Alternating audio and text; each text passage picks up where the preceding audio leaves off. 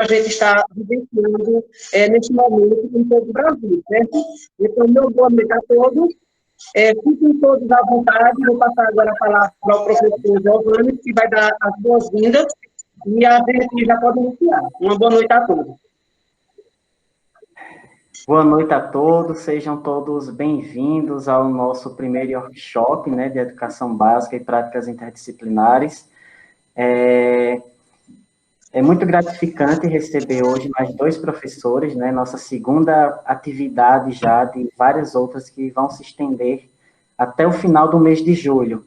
Então, todos que estão assistindo, aproveitem, compartilhem com os colegas, perguntem, que esse evento foi dedicado especialmente a todos vocês.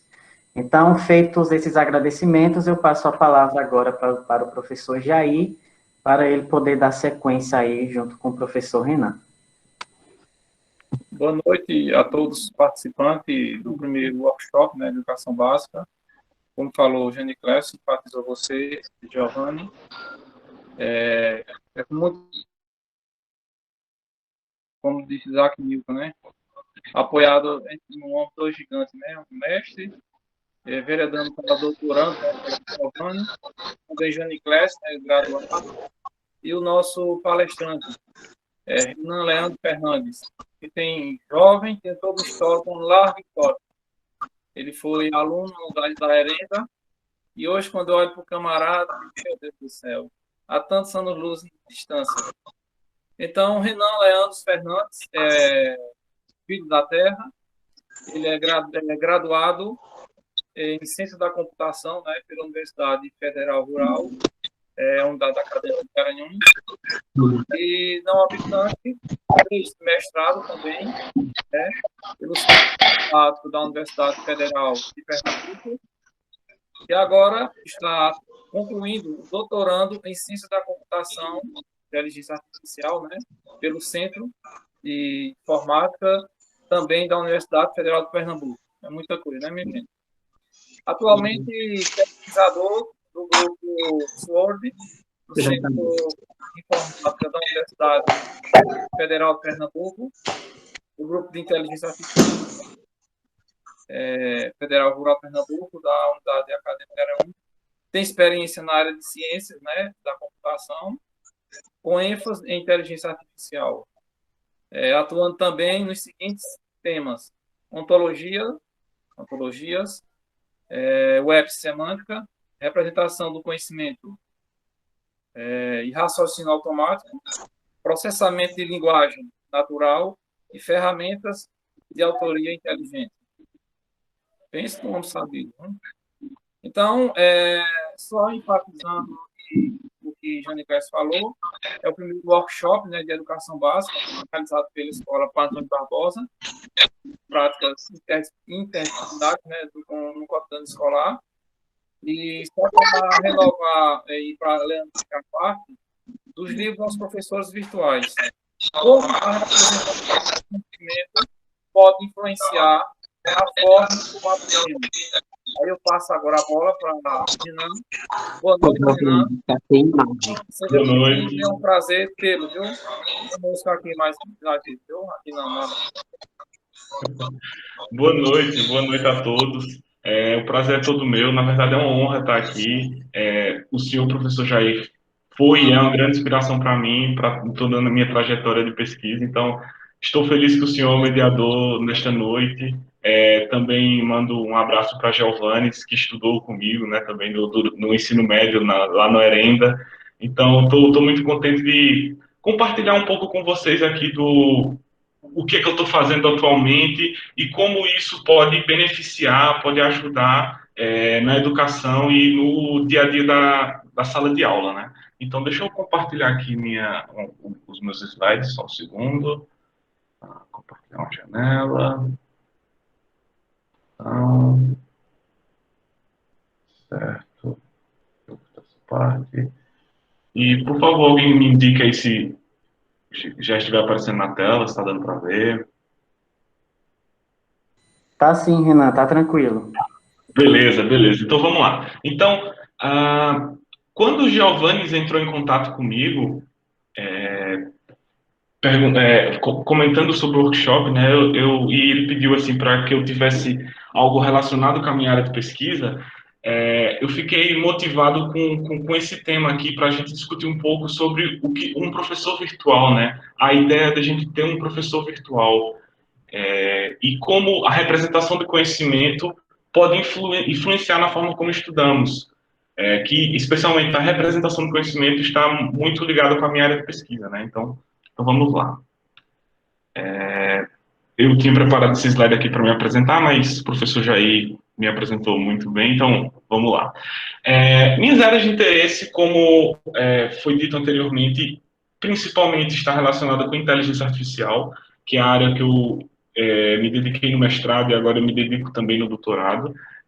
Especificamente dentro da inteligência artificial, eu lido com a representação do conhecimento, e o próprio nome indica bastante sobre do que se trata, né? Que é você pegar o conhecimento e representar ele de forma que um computador também entenda, e aí a gente vai entrar um pouco mais em detalhes nessa apresentação de como isso funciona. Também tenho muito interesse sobre a área da educação, sou filho de professora, então, desde muito cedo sonhava em ser professor, então a educação também é uma área da qual tenho muito interesse. Também sou muito interessado por física, atualmente mais como um hobby, mas é uma das áreas da ciência que me fascina muito, entender como a natureza funciona.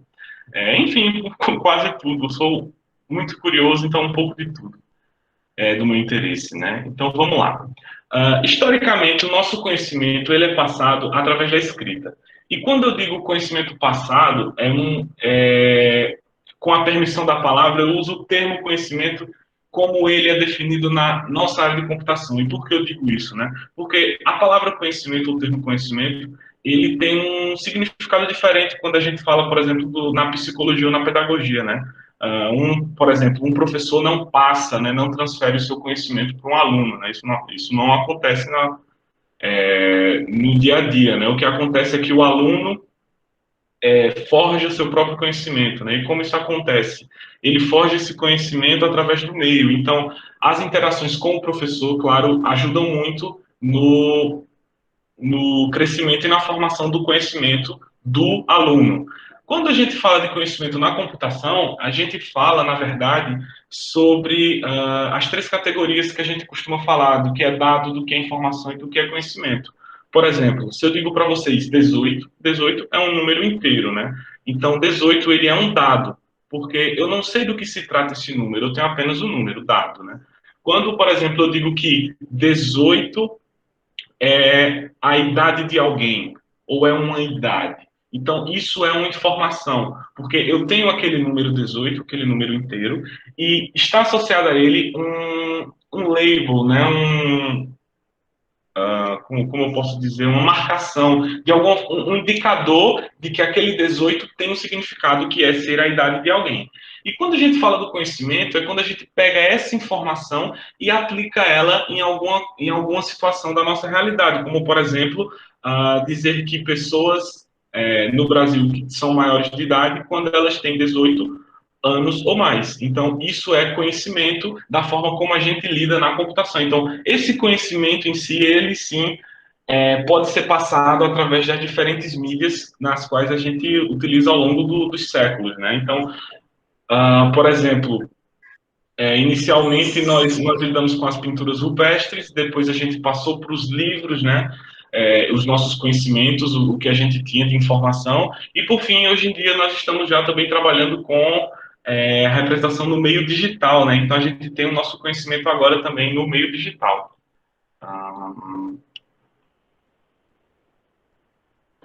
E, na verdade, até essa tendência de usarmos livro, ela já vem diminuindo ao longo dos anos, né? Temos aqui uma reportagem do ano de 2014 que indica que as escolas particulares, elas agora estão adotando tablets em substituição ao livro impresso, né? Então, no meu tempo, quando eu ia para a escola, eram diversos livros. Dependendo do ano, você tinha livros que eram para 1, 2 ou até 3 anos. Então, se você em um dia tinha 3 ou 4 disciplinas, você tem que carregar na sua mochila diversa quantidade de livros, e isso prejudicava a coluna, lógico, e isso também atrapalhava outros processos da gente quanto aprendendo e quanto convívio na sala de aula, né? Então, Eu trouxe essa notícia porque eu achei interessante aqui também falando que é uma tendência a abandonar o livro didático, já que o livro eletrônico tem vantagens sobre o impresso. Então, essa ideia do livro eletrônico ter vantagens sobre o impresso é algo que, de certa forma, causa polêmica. E é isso que eu quero discutir um pouco aqui com vocês sobre o livro impresso vai deixar de existir, a gente não vai mais trabalhar com livro, o que vai acontecer nesse processo, né? Então, vamos lá. Vejamos, se eu pesquisar, por exemplo, o nome da cidade de Lajedo no Google, da maneira clássica, da maneira conforme ele foi programado no início da internet, ele vai retornar para a gente páginas da web que contém a palavra Lajedo. Então ele pesquisa lá em seu banco de dados, nas suas informações, e procura por páginas na internet que tem o nome Lajedo. E aí, baseado nessas páginas, ele retorna para a gente. Então, se eu pesquiso, por exemplo, Lajedo, ele vai me retornar o site da prefeitura, ele traz um outro site onde tem mais informações, mais relacionados com a palavra Lajedo. Ok, isso é como o Google funcionou desde o início da internet, né? Agora, a gente está trabalhando com uma nova versão do Google, que ela surgiu de maneira sutil, e a gente ainda não parou para refletir nos impactos que ela tem. Por exemplo, se eu pesquiso Lajedo, além dele trazer o link, a página para eu poder acessar, ele também traz a informação sobre o município em Pernambuco. Então, veja que interessante. Ele não só pesquisa as páginas que têm o nome Lajedo, como ele entende que Lajedo é um município. Ele entende que Lajedo é um município e ele entende que, mais ainda, que Lajedo é um município no estado de Pernambuco, que é como esse quadro do lado direito está mostrando na tela, né? Então, isso já é uma mudança de paradigma da forma como trabalhamos com a internet. Por exemplo, se eu pesquiso também ainda no Google quais são os sintomas da Covid-19, perceba que ele mostra um site, o site do governo, com as informações sobre como, por exemplo, da vacinação, mas não só isso, ele traz um quadro informando quais são os sintomas mais comuns da Covid-19. Então, novamente, não é somente buscar sites que contêm a palavra Covid, que contêm a palavra 19, que contêm a palavra sintoma. O Google entendeu que eu estava perguntando sobre sintomas de uma doença e trouxe quais são os sintomas mais comuns. Então, ele entende a minha pergunta. Ele não só meramente processa um conjunto de palavras, ele está entendendo aquilo, ele está representando o conhecimento. Além disso, ele também mostra aqui do lado o mapa de casos dos últimos 14 dias. Nesse caso, ele também já entendeu que eu estou no estado de Pernambuco, e por estar no estado de Pernambuco, ele trouxe as informações contendo os casos no estado de Pernambuco. Então, ele também entendeu que eu estou em um determinado estado, de um determinado país. Então, isso não é algo tão simples, né? Muito interessante e muito poderoso, né? Se eu, por exemplo, continuo buscando no Google e pergunto qual a idade da Bruna Marquezine, ele não pesquisa novamente páginas que tem a palavra Bruna, que tem a palavra Marquezine, que tem a palavra idade.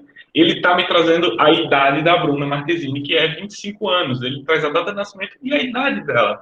Então, perceba também que ele está entendendo que a Bruna ela é uma pessoa, porque pessoas têm idade. Então, ele está indo além. Ele está representando conhecimento, né? Além disso, ele percebe que ela é uma pessoa, então traz as informações dela nesse quadro do lado direito, como nascimento, altura, nome completo, e também sabe que a Bruna Marquezine é uma atriz. E por ser uma atriz, ele também já traz aqui as obras nas quais ela atuou, como por exemplo aqui um conjunto de filmes. Então, é muito legal e é muito interessante a gente ver esse movimento acontecendo, onde o Google, que só pesquisava páginas, coisas sintáticas, agora ele tem semântica, agora ele consegue representar conhecimento, né? Não somente isso, ele também é capaz de calcular, né? Então, se eu pesquisar no Google com a raiz quadrada de 81, ele não vai me trazer páginas com raiz com quadrada com 81. Ele vai me trazer o resultado da raiz, ele faz a operação matemática. Então, a raiz quadrada de 81, ele já trouxe aqui o resultado 9, né? Então, perceba que agora nós estamos em um outro nível quando lidamos com informação e com conhecimento, principalmente na internet, né? Nos primórdios da internet, que eu tive a oportunidade de ter internet de escada na minha casa, né? nos velhos tempos, quando a gente buscava informação, a gente não conseguia ter esse tipo de resposta.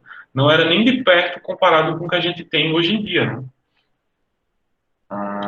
Então, a conclusão que a gente pode ter aqui é que o Google sabe das coisas.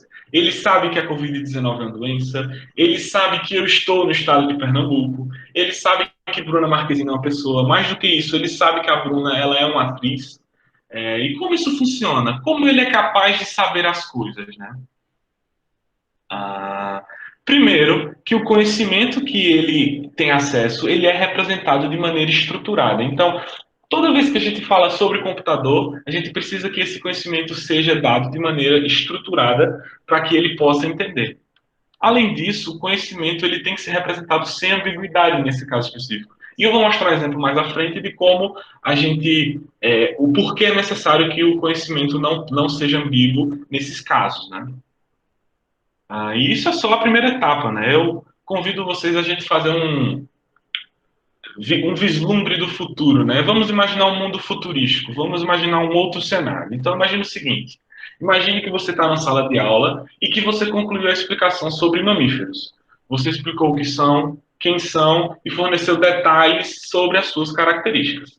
Ao final da aula, seus alunos provavelmente terão questionamentos sobre o assunto apresentado, né? Então, eles vão de alguma forma procurar sobre dúvidas e tentar entender melhor o conteúdo que foi abordado nessa aula, né? Então, imagine que nesse mundo futurístico eles vão abrir um aplicativo chamado Professor Virtual e aí eles vão falar ou digitar o seguinte. Então, imagine essa interação, né? Imagine que o aluno vai lá e pergunta: todos os mamíferos têm pelos? Ele ficou curioso sobre a aula, né? Então, o professor virtual responde: nem todos os mamíferos têm pelos. Então, o aluno vai e pergunta novamente, né? Qual mamífero que não tem pelo?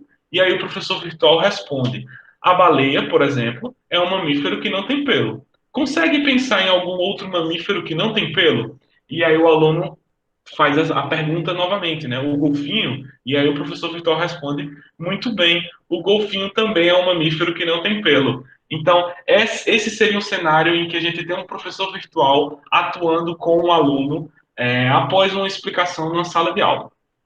Ok. Quem respondeu o estudante nessa primeira pergunta? Quando eu chamo o professor virtual, eu estou me referindo a um professor que está do outro lado da tela respondendo ao aluno ou estou me referindo a alguma outra coisa? Nesse caso específico, o professor virtual ele é um programa de inteligência artificial. Então, nesse contexto, esse professor virtual é um professor programado para discutir, elucidar e tirar dúvidas dos alunos. E aí, eu gero aqui alguns questionamentos, né? Será que o termo professor, é o melhor termo para descrever esse programa? Será que esse programa merece ser chamado de professor? E mais ainda, se a gente tem um programa com essa capacidade, porque veja, o programa entendeu a pergunta do aluno, ele respondeu corretamente a pergunta do aluno e ele fez novas perguntas, estimulando também o questionamento do aluno, né? A forma como o aluno está aprendendo, né? Então, ele está estimulando o aluno nesse sentido. Então, ele está fazendo várias tarefas que não são fáceis, né? É um desafio até hoje para os professores de carne e osso, né? Então, se a gente tem um professor com essas capacidades, um professor virtual, um programa de computador com essas capacidades, será que a gente ainda precisa do professor, o professor de carne e osso, um professor real na sala de aula? Então, esse é o primeiro questionamento que eu deixo para a gente chegar numa conclusão no final da apresentação. Além disso, esse professor virtual, tal como eu apresentei no exemplo, ele é útil já hoje em dia para a gente? Vocês conseguem pensar em alguma situação em que ele é útil no nosso dia a dia, a gente como professor, em que ele pode ajudar? Então, essas são as duas perguntas que eu deixo em aberto, e aí no final da apresentação eu volto para elas. Então, alguns de vocês podem ter ficado curiosos assim, para entender um pouco de como esse professor virtual funciona, né? Do que é feito esse professor virtual. E aí eu separei especialmente 3 tecnologias. Primeiro, ele tem que ter a capacidade de ouvir e de sintetizar a voz. Porque lá naquele exemplo eu falei que o aluno pode tanto falar quanto digitar. E isso é importante até por questões de acessibilidade, né? O programa ele se torna inclusivo, porque algumas pessoas, por diversos motivos, não vão poder digitar, elas podem falar. E as que não podem falar, podem digitar. Então, você inclui diversas opções nesse sentido, né? Então, você precisa ouvir e sintetizar a voz, você precisa também, de alguma forma, processar a linguagem natural, e o que é a linguagem natural? É a língua que a gente fala, a língua portuguesa, né? O dia a dia. Então, de alguma forma, esse programa precisa processar a linguagem natural, entender o que se passa, e ele precisa representar conhecimento, né? Afinal de contas, ele estava falando ali sobre mamíferos, e aí era uma aula de biologia, uma aula de ciências. Então, nesse caso específico, ele precisa entender o que é um mamífero, o que é uma classe, e coisas do tipo. Sobre ouvir e sintetizar a voz, a área da computação responsável por transformar as ondas sonoras em informação digital e também o processo inverso. Então, nós temos já alguns exemplos de aplicações muito interessantes que utilizam da sintetização de voz, como, por exemplo, a Siri, o Google Assistente, a Alexa. Temos algumas aplicações polêmicas também, como o Deepfake. Então, recentemente, pesquisadores conseguiram gravar um vídeo com o ex-presidente Barack Obama e, ao invés do Barack Obama estar falando o que ele estava falando naquele vídeo, eles alteraram a forma como a boca dele se mexia, inclusive a voz dele, para que ele falasse palavras que ele nunca disse. Então era um vídeo totalmente novo, utilizando vídeos anteriores do Barack Obama. Então isso é muito perigoso, né? Então é uma pesquisa que tem os dois lados, né? Tem vantagens e desvantagens. E aí eles usam, claro, esse processamento, né? Eles ouvem e sintetizam a voz. Essa é uma das tecnologias. Na segunda tecnologia, a gente tem o processamento de linguagem natural, que é a área da computação responsável por tornar a nossa linguagem natural, que ela possa ser entendida pelo computador. Então, é a área que transforma textos, frases, sentenças em estruturas claras e sem ambiguidade para que o computador possa entendê-las. Então, por exemplo, imagine essa frase aqui. Imagine que a frase é: esta árvore está ilustrando a relação de constituição. Então, você tem essa frase, ou também podemos chamá-la de sentença, e essa sentença ela pode ser dividida em uma árvore. E aí, é impressionante isso, especialmente para mim, que sempre tive dificuldade com a gramática da língua portuguesa, principalmente na época do ensino médio, ver como nós temos essas tecnologias. Então, ele, por exemplo, percebeu que isso aqui é uma sentença, e ele quebra a sentença, esse programa, essa técnica, em duas partes. A parte relacionada com o substantivo, que é a noun phrase, e aí vem do inglês o NP, e também pega a parte da frase relacionada com o verbo, que seria a verbal phrase, que seria esse VP1. Consequentemente, essa MP1 ela tem que em inglês chamamos de determinante, e temos o noun, que seria o substantivo da frase. Temos também na verbal phrase o verbo, né, que seria o V1, e também essa verbal phrase é formada por uma segunda verbal phrase, que tem um segundo verbo, e essa segunda verbal phrase é formada por uma noun phrase, que tem outros substantivos. Então é muito interessante como o processamento da linguagem natural funciona, né? E aí, nesse contexto, como o professor virtual entendeu a pergunta do aluno? Nós vimos que é possível nós termos a capacidade dele ouvir e de sintetizar a voz, ok? Vimos também que ele é capaz de processar a linguagem natural. Então, se a gente escrever alguma coisa para ele, da forma como nos comunicamos, ele também vai ser capaz de entender isso, né? Mas como ele entendeu a pergunta no sentido de que ele pegou, ele está falando de mamíferos, então deixa eu ir ali, pegar essa informação e trazer para ele, né? Como isso funciona? E aí, se a gente pensar como funciona isso para a gente, né? Nós, seres humanos, sabemos o que sabemos porque alguém nos ensinou isso que sabemos, certo? Assim, nem sempre o que a gente sabe é porque alguém nos ensinou. Em alguns momentos a gente também aprende sozinho, como por exemplo lendo livro ou até mesmo pelas experiências da vida, né? Ao longo da vida a gente vai aprendendo coisas novas. Tudo bem, isso funciona para o ser humano, mas como é que eu ensino a esse professor virtual o que é um mamífero, ou ensino para ele o que é um imposto, ou ainda ensino ele a ensinar alguma coisa? Como isso é possível, né? E aí, isso é possível graças à representação de conhecimento.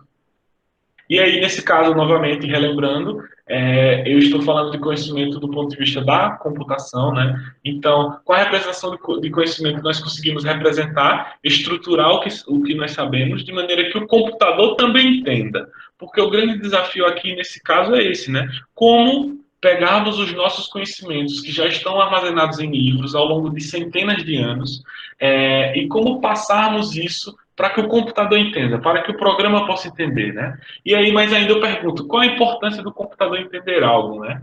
E aí, a importância, ela, por exemplo, naquele caso do Google, né?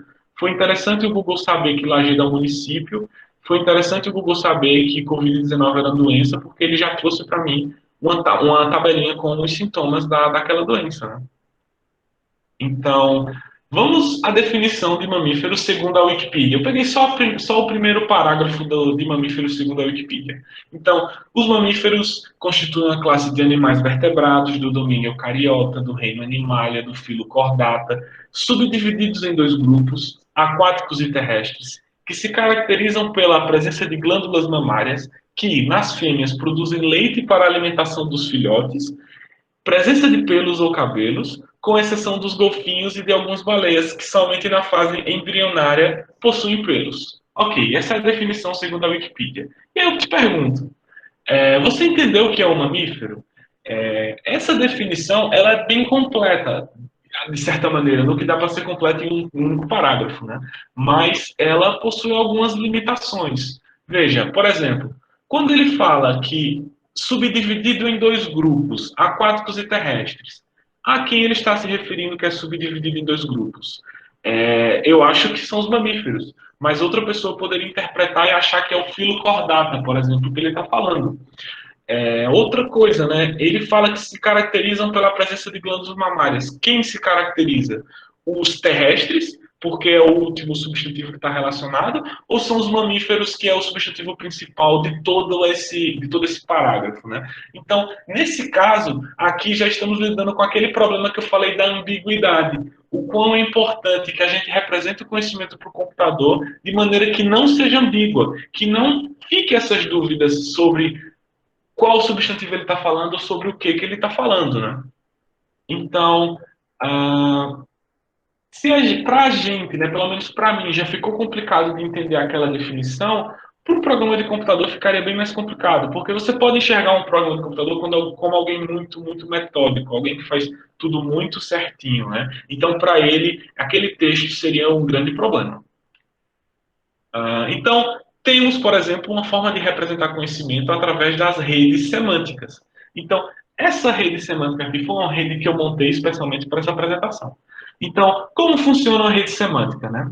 Nós temos nas elipses as entidades, que são entidades geralmente relacionadas com o nosso mundo, como, por exemplo, eucariota, chordata, classe, mamífero, pelo, fêmea, glândulas mamárias. Isso tudo são entidades. E temos as relações entre essas entidades, como, por exemplo, a glândula mamária é ela quem alimenta o filhote, né, ali baseado naquela definição. Então, aquela definição que a gente viu, com aquelas vírgulas, com aquele problema de interpretação, foi resolvida na representação da rede semântica, que é como o computador entende. Então, não é exatamente essa rede semântica, porque essa rede semântica é ilustrativa para a apresentação, mas é mais ou menos dessa forma que o Google funciona. Então, ele vai ter lá uma entidade chamada, por exemplo, Lajeado, e aí ele vai entender que essa entidade Lajeado está conectada com outra entidade chamada município, que por sua vez está conectada com outra entidade chamada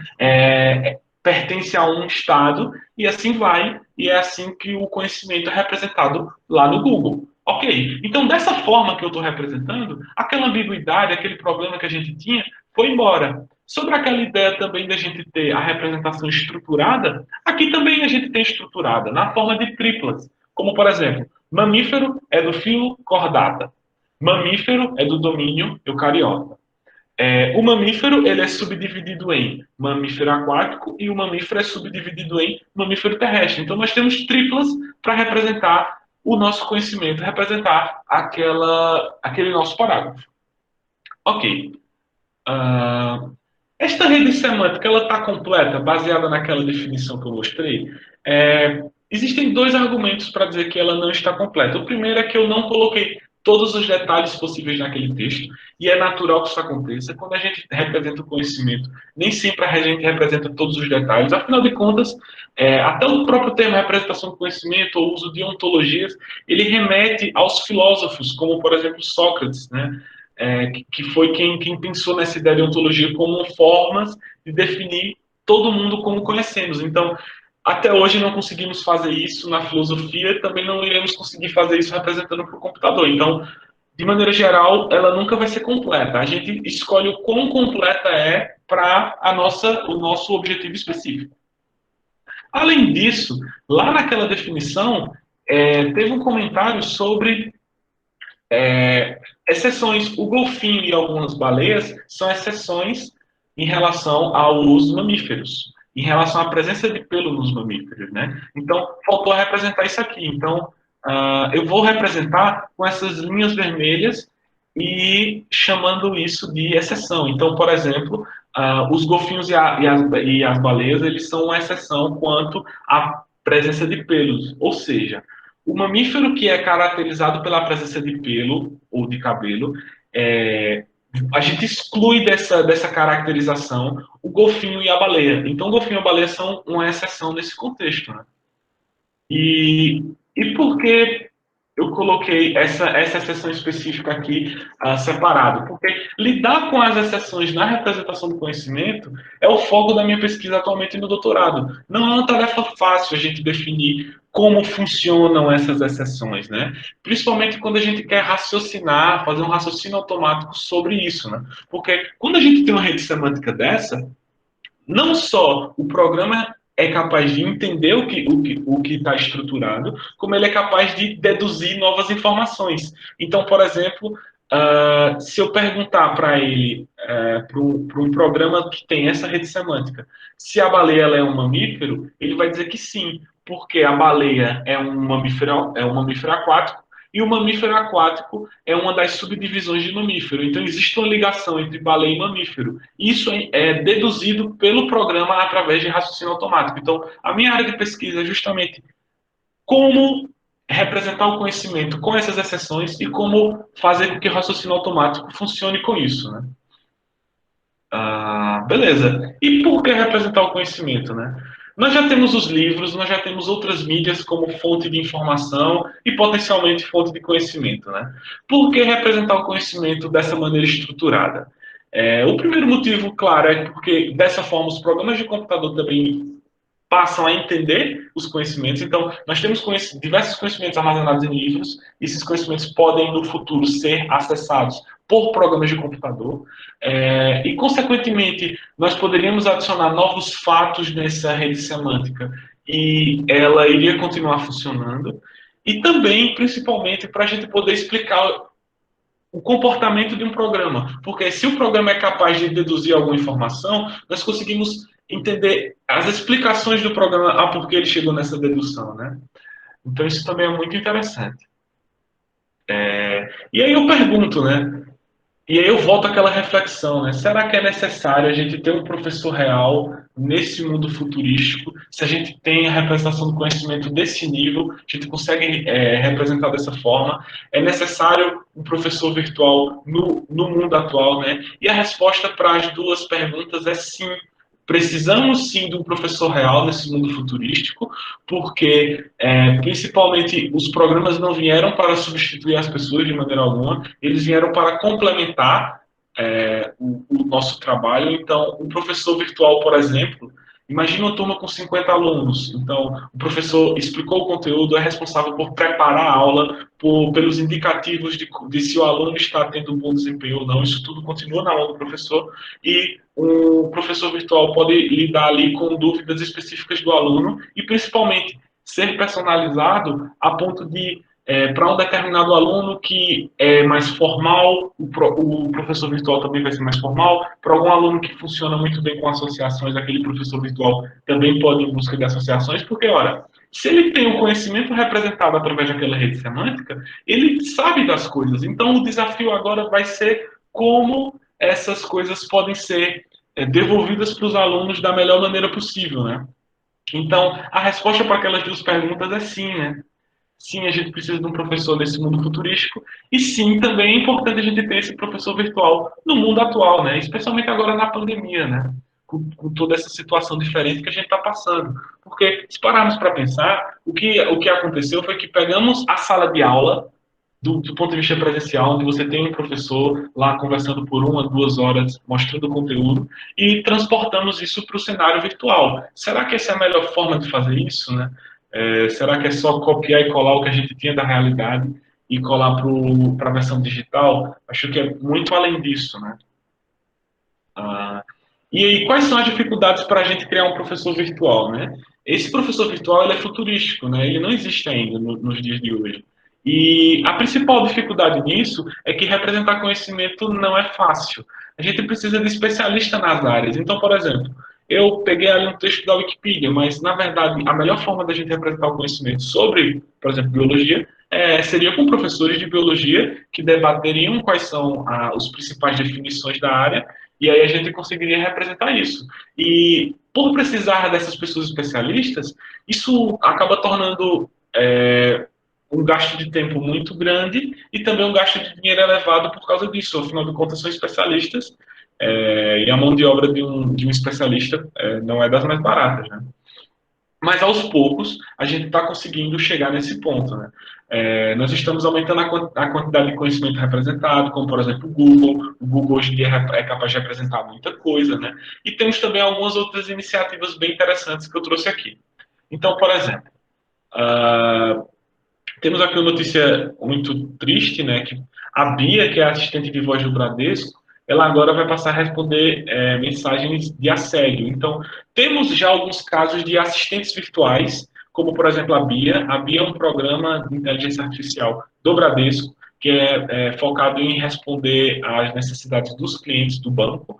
E aí, a mulher que dá a voz ao sistema de inteligência artificial da Bia terá agora respostas contundentes para mensagens agressivas ou perguntas machistas que ela recebe, né? Então, Bia recebeu, por exemplo, apenas em 2020, 95 mil mensagens com ofensas e até assédio sexual. Então, é horrível da gente pensar que até assistentes virtuais passam por esse tipo de coisa. É simplesmente muito, muito triste a gente ter esse tipo de coisa. Então, qual o contexto, como a gente pode inserir um professor virtual em uma situação em que a gente já tem esses problemas acontecendo, né? Então, é importante que a gente, como sociedade, converse e melhore sobre esses pontos, né? A Lu, por exemplo, ela é assistente virtual do Magazine Luiza e ela precisou também ser programada para responder a machismos e a assédio também. Então, isso, infelizmente, não aconteceu só com a Bia. Então, fica também a reflexão para a gente de como acontece essa nossa comunicação com os assistentes virtuais, né? E aí, por fim, não exatamente por fim, né, mas um outro ponto, como a representação do conhecimento ela pode influenciar na forma como aprendemos? Lá naquela definição que eu mostrei sobre a Wikipedia, foi uma definição que gerou confusão, pelo menos na minha cabeça, de entender alguns trechos. Eu tinha que reler, ler com calma, ver direitinho as vírgulas, onde elas estavam e o que significava, né? Então, será que a forma como explicamos as coisas até agora é sempre a melhor? Será que a forma como a gente passou a explicar, seja para os alunos, seja para outras pessoas, inclusive essa apresentação que eu estou fazendo aqui, será que essa é a melhor forma de explicarmos a aula, né? A representação do conhecimento, ela me mostrou que existe uma alternativa a isso. Existe uma alternativa à forma como explicamos e à forma como aprendemos e até representamos o nosso conhecimento. Inclusive de maneiras de acessibilidade, né? Por exemplo, questões de idioma.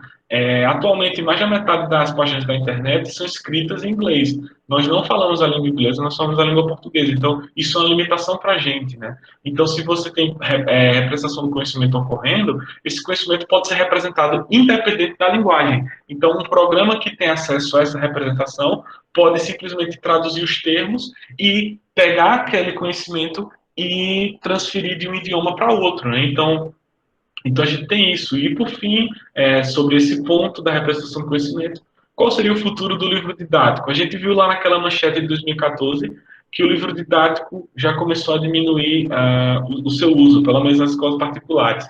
Eu sei que essa realidade não é a realidade de muitas escolas, especialmente da rede pública, onde o contexto é outro, né? Mas fica também aqui o questionamento sobre qual seria o futuro do livro didático nesse sentido, né? Temos aqui um exemplo A professora Electra foi uma iniciativa do ano de 2002 da Universidade Federal do Rio Grande do Sul, e era uma professora que o trabalho era justamente que ela respondesse os alunos, então essa iniciativa vem de 2002.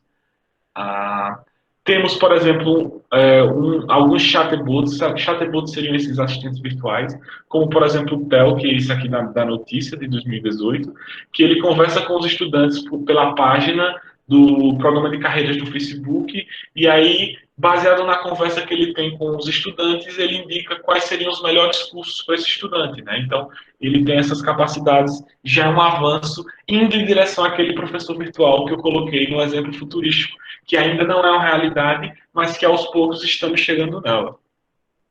Um outro exemplo também é o famoso IBM Watson. Eu digo famoso porque esse programa de inteligência artificial, ele é muito famoso na minha área, porque volta e meia ele sempre está realizando algum desafio diferente, né?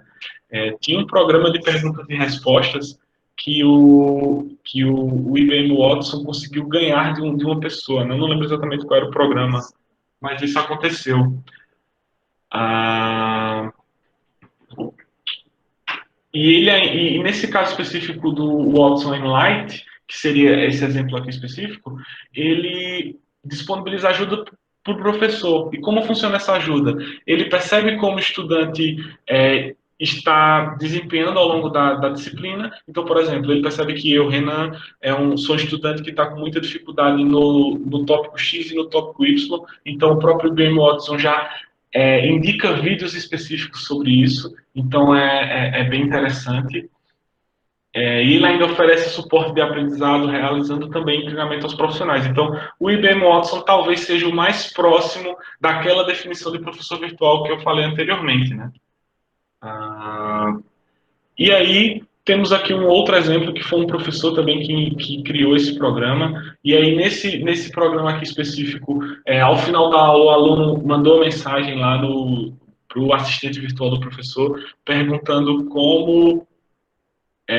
perguntando sobre o conteúdo da disciplina que o professor estava lá. E aí, o assistente virtual foi lá e mandou um link, um endereço de link com as informações referentes àquela disciplina. Então, temos já algumas iniciativas em relação àquele professor virtual. E aí, por fim, eu queria também trazer um outro ponto que é muito interessante, né? Porque estamos nesse contexto de utilizar a representação do conhecimento, utilizar a tecnologia para melhorar o contexto da sala de aula, tornar mais acessível, ao mesmo tempo tornar a informação mais acessível, tornar a acessibilidade também como um todo para os diferentes alunos com as diferentes necessidades. A gente agora tem tudo na palma da mão, a gente tem tudo de maneira acessível, mas aí fica uma pergunta quanto à resiliência dos alunos, né? Que até conversando com o professor Jair anteriormente, eu cheguei nesse ponto, né? A gente ficou conversando e chegou nesse ponto, né? Como está a resiliência dos novos alunos do mundo, né? Em relação a como era anteriormente. E aí eu tenho uma notícia muito impactante, muito interessante, né? Que deve gerar discussão, né? Como pela primeira vez nós temos filhos com QI inferior aos dos pais, né?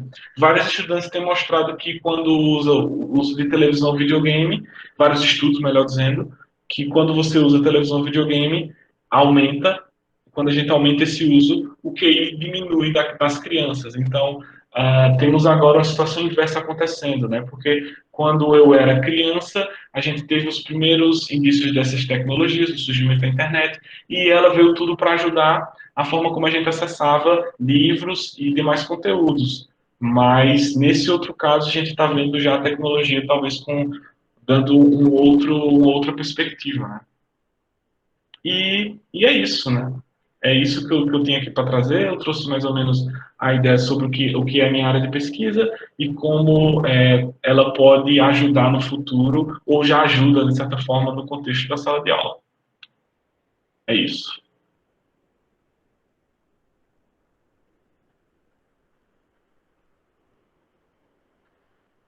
Professor, acho que está faltando áudio, professor Jair. Parabéns, Renan. Obrigado mais uma vez pela sua brilhante apresentação, que não terminou, com certeza. pelas suas analogias, né, automaticamente didáticas, né? Porque mesmo no ramo da computação sendo sistema binário, não é isso? Mas que esse sistema binário faça com que a rapidez flua mais do que o sistema decimal, né? Sistema sexagimal e por aí vai. Mas brilhantemente sua apresentação, Renan. E dentro das perguntas, uma pergunta surgiu da jovem Janayara Barros. A colocação dela é o seguinte, eu vou falar paulatinamente, tá certo? Ok. Dados a ambiguidades relatadas, é possível dizer que a representação do conhecimento via tecnológico não é perfeita e que artificialmente é falho, ou seja, também limitada à condição semelhante ao humano? Sim, sim, na verdade é uma pergunta muito, muito boa. É, até do ponto de vista filosófico, quando a gente fala sobre o conhecimento, a gente fala sobre o que nós sabemos sobre alguma coisa, né? Então é o que eu acho do mundo, a minha perspectiva do mundo, né? A minha crença sobre o mundo.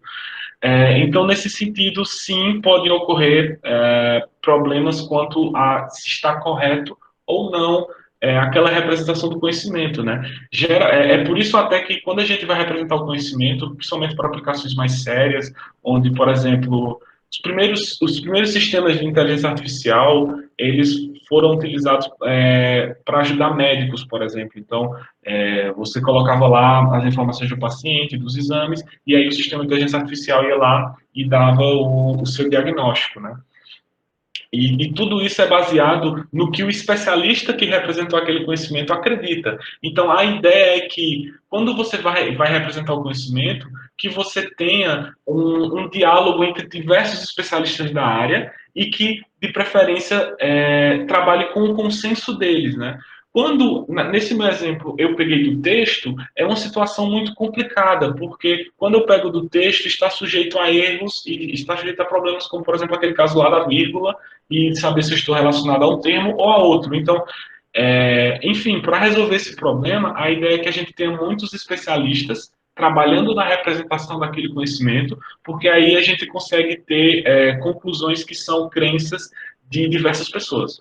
Mas muito boa a sua pergunta. Espero que eu tenha respondido corretamente.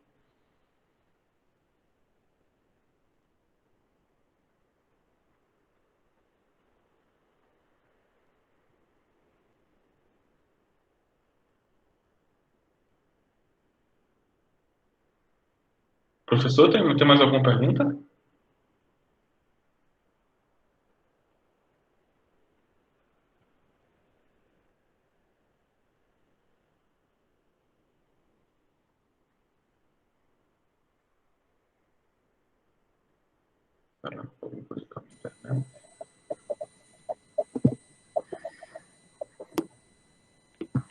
Pronto, Renan. Oi, Concluiu a pergunta? concluí. Espero que eu tenha atendido a pergunta dela. E o nome dela é Jupiraci, perdão aí, não é Janaera. Ok. Ô, Leandro, doutor Leandro, eu quero fazer umas colocações, duas colocações. É o seguinte, ensinar com a internet será uma revolução, né? Se mudar simultaneamente os paradigmas do ensino. Caso contrário, né, servirá somente como verniz, correto? Ou seja, um paliativo ou uma jogada de marco para dizer que o nosso ensino é moderno e cobrar preços mais caros, né, nas já salgadas mensalidades. E a outra colocação que eu quero fazer é o seguinte: as novas tecnologias usadas na educação requerem professores capacitados, certo? Correto. Que saibam como utilizá-las e benefícios do aprendizado do aluno. Leandro, uma reação negativa de muitos educadores a essas inovações. Muitos insistem em utilizar métodos tradicionais de ensino por não saber lidar com nossos instrumentos tecnológicos. Então, se você captou essas duas colocações, Gostaria que você esclarecesse isso aí para nós todos. Claro, é uma situação muito delicada, né? Porque às vezes muito é cobrado, mas não na mesma proporção em que é cobrado alguma coisa de um profissional, não é investido na sua capacitação, né? Então, acho que nesse caso, cabe a nós, como sociedade, cobrarmos dos nossos governantes, cobrarmos até da própria sociedade como um todo, para que exista essa capacitação, né? Porque, de maneira geral, está acontecendo um fenômeno único no mundo atualmente. Nos últimos 10, 20 anos, a gente tem tecnologia que está revolucionando a forma como a gente como a gente lida e convive com as pessoas. Como, por exemplo, essa reunião aqui que a gente está fazendo, por exemplo, no Google Meet, sendo transmitida no Facebook, né? Se formos pensar nisso 20 anos atrás, se a gente fosse falar, que dizer que tem uma pessoa no Recife conversando com o pessoal em Lajeado, com vídeo, com qualidade, né, com um tempo de resposta muito pequeno, seria algo que as pessoas iriam rir, né, se você falasse isso no ano 2000, e que 20 anos depois a gente teria alguma coisa desse tipo, né. Então, está acontecendo uma revolução tecnológica muito rápida, muito rápida, que inclusive quem é da área de tecnologia não consegue acompanhar. Eu próprio, se eu paro 6 meses sem pesquisar alguma coisa, eu já estou para trás, já tem algum outro conteúdo surgindo. Então, nesse caso, eu acho que é importante termos em mente, primeiro, que irmos com calma quanto à cobrança interna de sempre estar na vanguarda da tecnologia. Isso é muito difícil de acontecer. A gente vai fazendo isso aos poucos, mas principalmente cobrar como sociedade para que exista uma capacitação para os professores, porque é uma situação muito complicada essa, e muito triste, porque, por exemplo, já temos diversas tecnologias que já poderiam estar sendo usadas hoje em dia nas escolas, e infelizmente, devido a problemas com a capacitação dos professores, isso não é possível, né? Então, no final das contas, eu acho que é tudo uma questão do trade-off, é o perde e ganha, né? É importante, infelizmente, algumas situações vão mudar, alguns conteúdos que alguns professores conseguiam manter durante uma década, talvez 2 décadas, com aquele mesmo conteúdo, aquela mesma ementa, talvez não funcione mais hoje em dia, porque o mundo está muito mais rápido, então vai necessitar um pouco de mudança do professor e, claro, também um pouco de entendimento e de capacitação da sociedade. Eu acho que seria mais ou menos isso.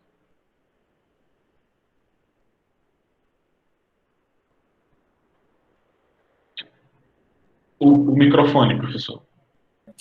Muito bem explícito, Leandro, muito explicado. Eu sou da época da geração, como você falou, da geração resiliente, né? Que se adaptava a todas as dificuldades.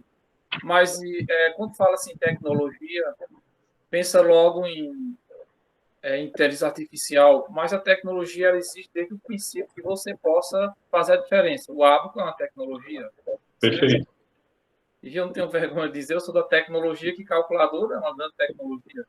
Eu fiz o curso técnico de contabilidade, falava sobre Pascal, máquina de Pascal, e eu decorava tudo aquilo em mecanografia, era uma máquina, eu não decoro, mas ficava tudo artificial, certo? Naquela época de máquina de datilografia, né, tem curso de datilografia, sou daquela época, entendeu? E computação era aquele pau que tinha grande ainda surgindo, que tinha o maior computador, estava nos Estados Unidos, notebook, era complicado, né? Então, Leandro, não tem mais nenhuma pergunta. Você fica à vontade para fazer suas considerações finais, viu?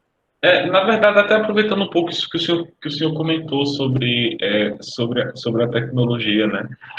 É até a função do nosso cérebro como um todo, ela mudou, né? Porque quando a gente pega esses contextos de 20, 30 anos atrás, a gente não tinha acesso à informação, então a gente precisava decorar as coisas, você tinha que decorar uma fórmula matemática, e aí o senhor usava das associações para a gente decorar aquelas fórmulas das equações de física, né? Hoje em dia, talvez não seja mais tão necessário a gente decorar essas coisas. O que eu quero dizer é o seguinte: é que a forma como a gente utiliza o nosso cérebro, ela está mudando aos poucos. Porque antes a gente tinha uma enorme necessidade de memorizar muita coisa, porque simplesmente a gente não tinha acesso. Por exemplo, um exemplo simples seria, quando eu era criança, eu aprendi, eu decorei qual era o número da minha casa, né, o número do telefone da minha casa. Porque numa situação de emergência, eu conseguiria ligar para eles, né? Hoje em dia, eu não sei mais o número de ninguém, exceto o número do meu pai, que permanece o mesmo há, não sei, uns 10 anos, talvez.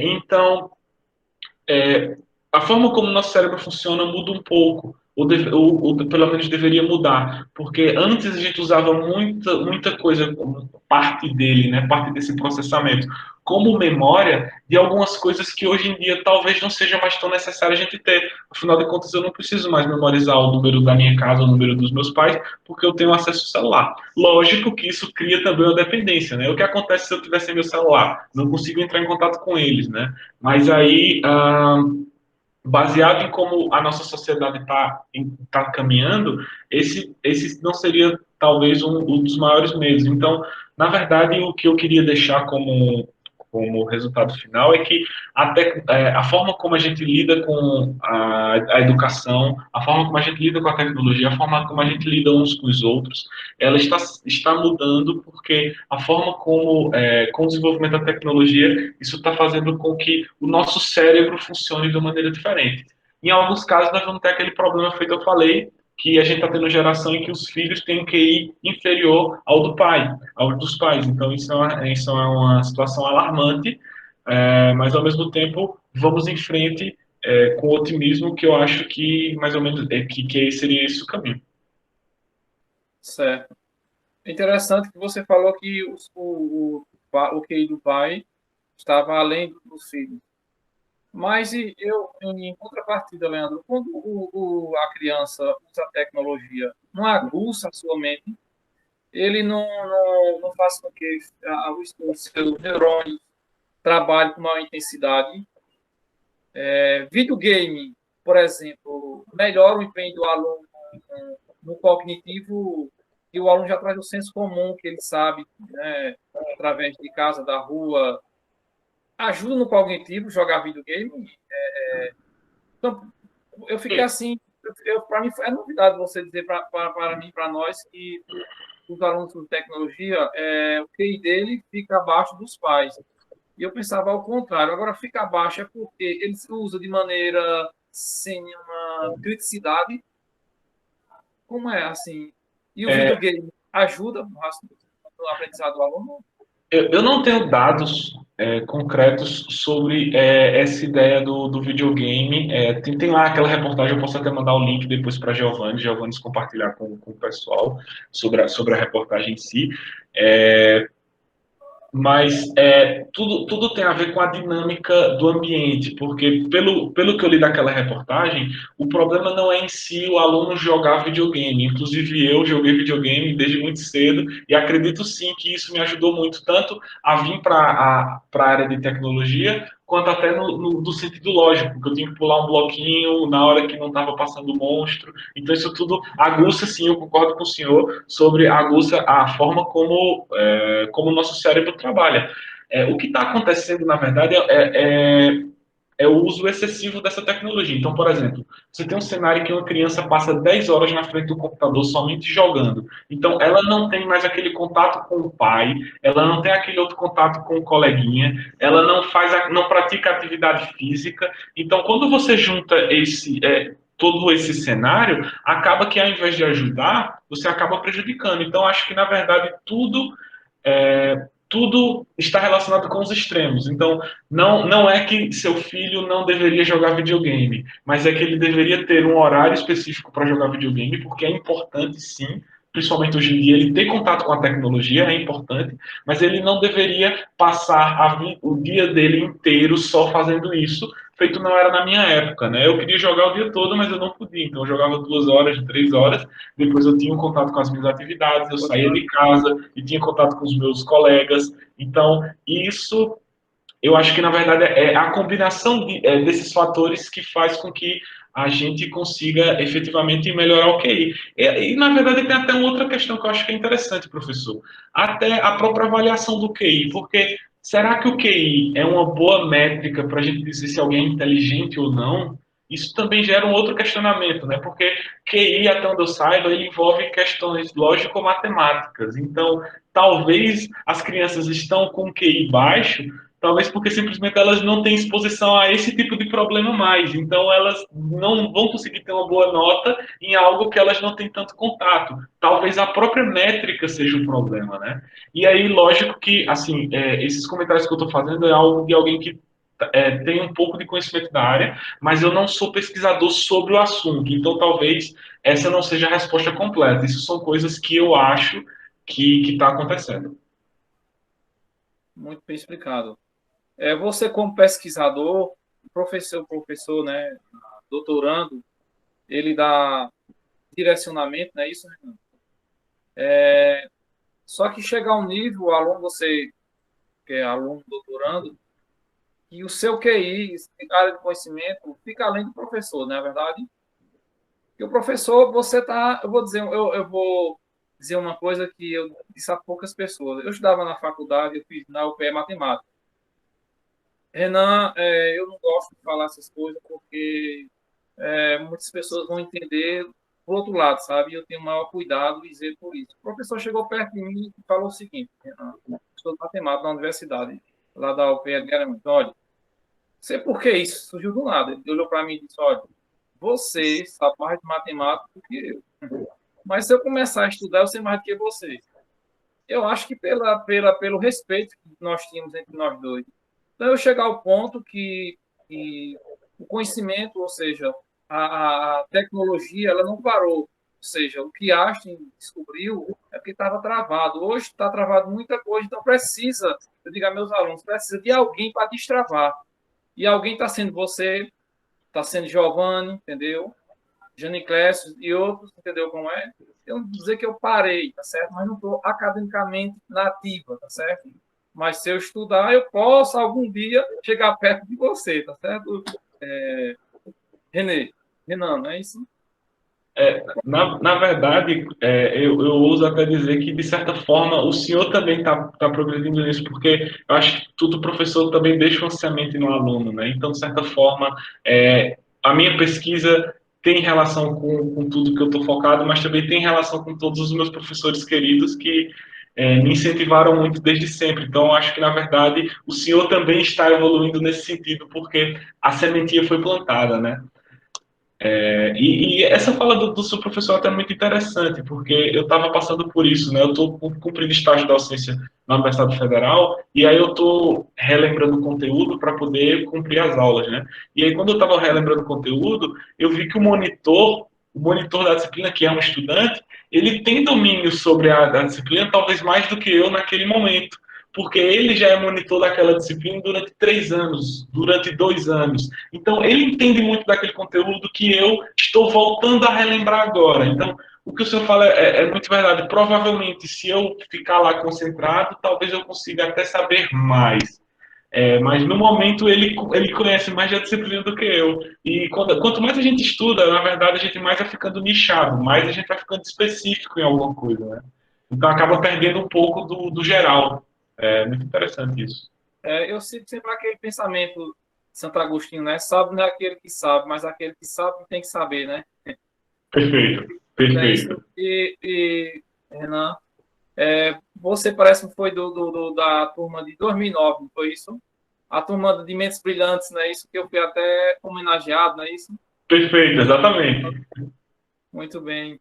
Antes de você ter as considerações finais, eu quero agradecer a presença, né, da escola Padre Antônio Barbosa, né? Quem faz a escola Padre Antônio Barbosa, Mamed Bento, do setor EJA, SEDUC, né, em nome da Secretaria de Educação da ITEP, da escola Irene Leão e Dom Expedito Lopes, né, do Núcleo Inclusão. Então, Renan, fica à vontade para ter suas considerações finais, tá certo? E eu quero dizer que isso foi um presente para a Lajeado, tá certo? E é um orgulho, certo? Sempre que eu digo que vocês são nós somos padastros de vocês, filho adotivo, e parabéns para a sua família. Aqui tem um abraço a Josi e a Hilton, né? Que está se orgulhando, né? Considerações finais, dizer alguma coisa, Renan? Primeiro, eu gostaria de agradecer novamente pela oportunidade. Eu fiquei lisonjeado com o convite, né? Agradeço o professor Jair também por aceitar ser o mediador aqui nessa apresentação. Eu deixei aqui meu e-mail, caso alguém tenha alguma outra dúvida, queira conversar sobre alguma coisa. Como eu falei no começo, eu me considero uma pessoa curiosa antes de mais nada. Algumas pessoas falam sobre inteligência, eu não digo que tem a ver com inteligência, eu digo que tem a ver com curiosidade. Então, eu permaneço curioso, sempre quero aprender, sempre quero conversar. Então, podem entrar em contato aqui com o meu e-mail, podem mandar uma mensagem e a gente pode conversar sobre esses assuntos. E no mais, eu estou disponível no eventuais segundo workshop, talvez, ou alguma coisa do tipo. Estou à disposição. No mais, seria isso mesmo. Muito obrigado, né? E boa noite para todos. Certo. Obrigado, dizemos nós, falamos nós. Agora eu passo para Giovanni e Janiclésio, mas antes de passar para eles, né? Giovanni também, né? Que concluiu seu mestrado, que é um exemplo também da escola Herenda, entendeu? Uma pessoa que teve alta dificuldade lá na escola, mas ele é citado como referência. Ele não abaixou a cabeça, ele foi à frente e mostrou para quem viu ao mundo. Me orgulho muito. Ficou entre vocês como dois gigantes, certo? O Giovanni está também iniciando o doutorando, né? Só tem... E também a Júlia Cresce, né? Eu sei que tem duas graduações, né? Serviço social, especialização em pedagogia, né? E especialização em área de educação, jovem adulto, e foi vice-diretor no ano de 2019 e 2020, né? Quanta riqueza de detalhes nós temos. Eu passo para Giovanni e Janiclésio, por favor. Professor, muito obrigado pelas palavras. A gente aqui agradece, a gente que faz a Escola Municipal Padre Antônio Barbosa. Nos sentimos lisonjeados em ter essa palestra, doutorando na área de computação, ter como mediador o professor Jair. Então, esse é um importante assunto que acredito foi muito enriquecedor a todos os professores na área de educação, que é um momento hoje que a gente está vivendo praticamente 24 horas grudado na internet para trabalhar em casa nesse momento dessa pandemia. Então, o meu muito obrigado a todos vocês. Passo a palavra para a Giovanni. Bom, obrigado, Renan, pela sua brilhante palestra, por ter aceito colaborar com o nosso workshop. É sempre muito bom ter conterrâneos, né, que se dedicam, que vão em frente e que depois retornam compartilhando esse conhecimento. Isso é muito bacana e nós que fazemos a Escola Municipal Padre Antônio Barbosa ficamos muito gratos com isso. Ao professor Jair também, muito obrigado pela colaboração, por ter aceito, né, pelo carinho de sempre. E a todos também que nos assistiram, que ficaram aí acompanhando, ouvindo, comentando, perguntando e também compreendendo, né? Nós tivemos alguns momentos de oscilações com a internet, mas de uma forma ou de outra a gente conseguiu finalizar essa atividade. Então, eu deixo aqui os meus agradecimentos a todo mundo e também já faço o convite, né, que na próxima segunda-feira nós vamos ter uma outra atividade, agora mais voltada para gestão pedagógica e gestão educacional. Então, estejam todos convidados e compartilhe essa informação com todo mundo também. Tá joia? Então, feito esses agradecimentos, eu acho que já podemos encerrar, né?